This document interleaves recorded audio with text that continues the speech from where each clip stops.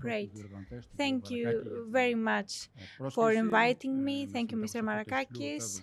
I'm very glad to participate in this very high-level forum, which up until now has proven that it is, of course, a high-level discussion. We said a lot of things that are true, of course, and the main speeches and the main issues were about policies, different challenges, etc. I'll talk about something different on a more basic level, and I usually start from the conclusion. Europe must support the research and development in the agricultural sector in order to reach the goals that we have, and of course to minimize the food crisis that we have.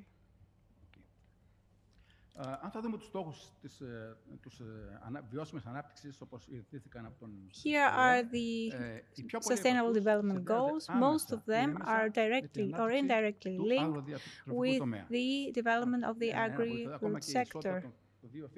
Even the gender equality is linked to the sector. Our sector, the agri-food sector, has to face a lot of challenges, and especially because our society has different demands, and we, of course, should increase the productivity and the production, and, of course, to keep our emissions very low. Let's move to the challenges. First of all, we need to produce more, we need to produce better, and how to do that? Do that with using less land and more qualitative product. We want, of course, to take into consideration biofuel and other aspects. And, of course, we should produce food where it is needed exactly. These are all the challenges that, of course, are complex.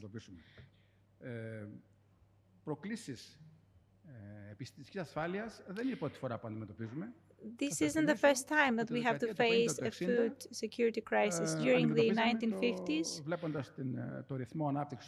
because of the rapid growth of the population and, of course, the agricultural growth, there were a lot of people that talked about our end that was nearing, and there is a book exactly about this, the coming end. That didn't happen, of course, but it is something that, of course, is linked to today's. Well, there are a lot of leaders, amongst them leaders that won the Peace Prize and warned us and tried to find solutions. They want to see how they can have more sustainable crops. The beginning, always the start is the seed. They made some changes, and they also, for example, used some extra genomes on the rice seed, and it could produce more. We could use less fertilizer. And my professor, Mr. Kyriazis, once said, when he had a meeting with different students that supported, of course, the climate, and he said that there are a lot of negative, of course, consequences, or these students rather focused on these negative consequences. But he said that, okay, everything you mentioned is great, but if we didn't have this situation, then you wouldn't be all in this room. So why am I right now talking only about the primary production? There are three things that we have to mention. Some things. Of course, we have to choose the degenerative system. We have, of course, the compatible system, the conventional system, and then we have the organic system, the agroecological system. In this biological or organic system, the regulations, they are very strict. Then the agroecology system moves towards the same direction with the social sector. It is, of course, as well certified, and it's supported from the United Nations. And then the last part is, of course, the regenerative agriculture. There is no support. No one knows what it is exactly. It, of course, represents the idea that we should focus more on the health of the soil, because that's how we can gather a lot of more carbon. But it doesn't take into consideration other systems.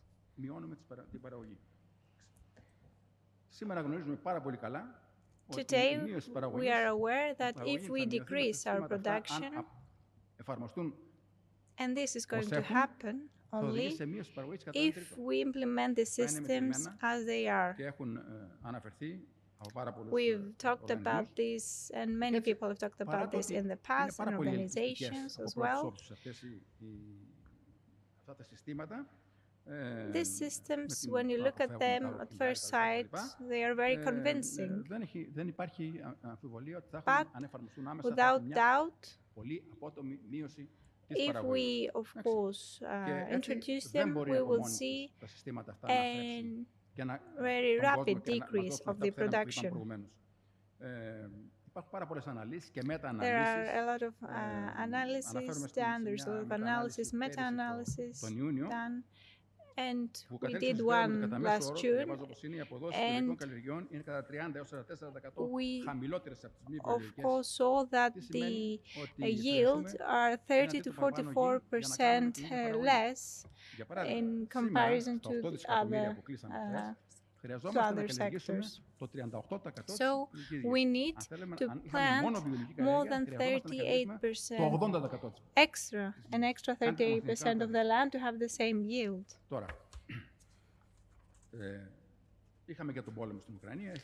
The war, of course, is another issue, and they shown us, of course, that we must be more careful. And, of course, the debate for food security arose once again, and the prices, of course, rose as well. And we came to, of course, question the wisdom of all these systems. Let's see what happened to Sri Lanka. Well, their president in 2021 said that I stop all fertilizers, I stop all things, and you will farm and you will produce very traditionally. And Ms. Vandana also talks about all of these things. What happened? Their production decreased to 0.5% to 50%, and of course their economy has fallen apart. Right now they are panicking, and of course they're trying to make things right again. I don't want to say that these systems are not useful. Everything is useful, of course. On a local level, this is used.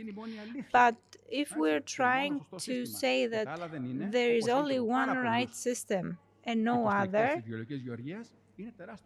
that is a big mistake. And this, of course, will harm their own hypothesis, because their attitude, of course, makes things worse. You heard yesterday about greenwashing. You heard about food health, and amongst other things. And I would like to suggest to everybody that, of course, our fanatics talk down about these strategies. They should be more careful.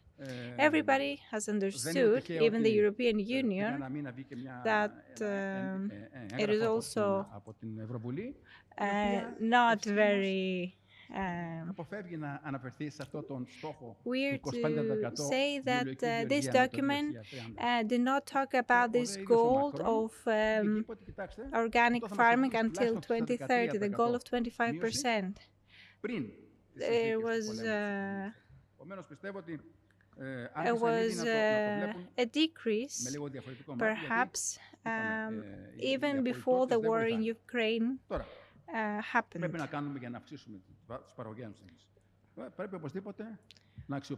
We should, of course, use any tool available, and of course, to base our strategies on all innovative products that we very thankfully have, thanks to research and development in all those sectors.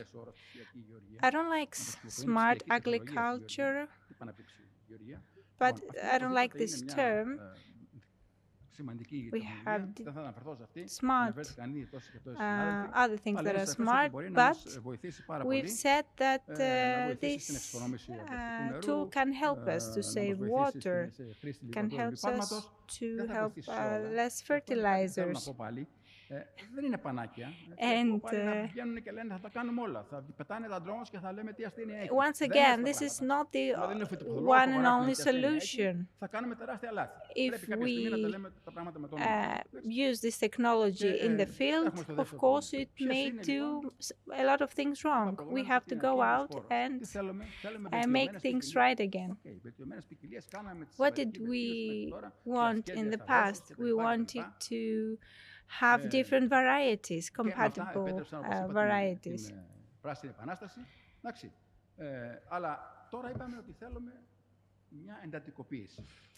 Now what do we need? We need to intensify things. We want a sustainable intensity. We want to use these new tools to go further. We talk about the green revolution, and right now there are a lot of methods, great methods that can help us to move towards our goals. First of all, we have the help of genetic modification. There are now, during these 25 years of its presence, a lot of genetic modified organisms. No one was harmed from them, and I would like to read to you the announcement of 25 Nobelists from Dr. Robert. There was no negative and verified consequence from GMOs to any person in the world and the community. I am one of them, and I trust them. Well, okay, what's done, it's done. No need to talk about that because we don't have much time left. But now we are being faced with a new exciting perspective. I'm talking about the genomic processing, rather than focusing on too many genes and try to combine them in a random way in order to build the results. We opt for specific changes, changes that the nature could also undertake. I'm not talking about extracting genetic material, etc. Why not wait for nature to do? Because we cannot afford losing hundreds of years to wait for that. But it's still doubtful whether we have been able to wait, to sit back and wait for that. So we talk about genomic processing. For the time being, the European Union and the European Court in Paris considered them equal to genetic modification, GMOs, so they have to adhere to very strict regulations that prevent a product from entering the market fast enough. Now, just a scheme to show you that it takes 1 to 3 years to develop a good quality that can have the properties I mentioned before. When I talked about the mesotrophic capacity and all that, those things are not easy to achieve overnight. However, right now there's an ongoing discussion about those new technologies in the European Union. They have a different perspective. You can see the map. The deep green is the countries where those technologies have received the green light. Pale green is where there is a positive recommendation of that. The yellow areas is where those things are under discussion. And red has to do with strict regulation as it applies to GMO products. And in order to complete my presentation, I would like to say that we need to listen to scientists. We need this hard science.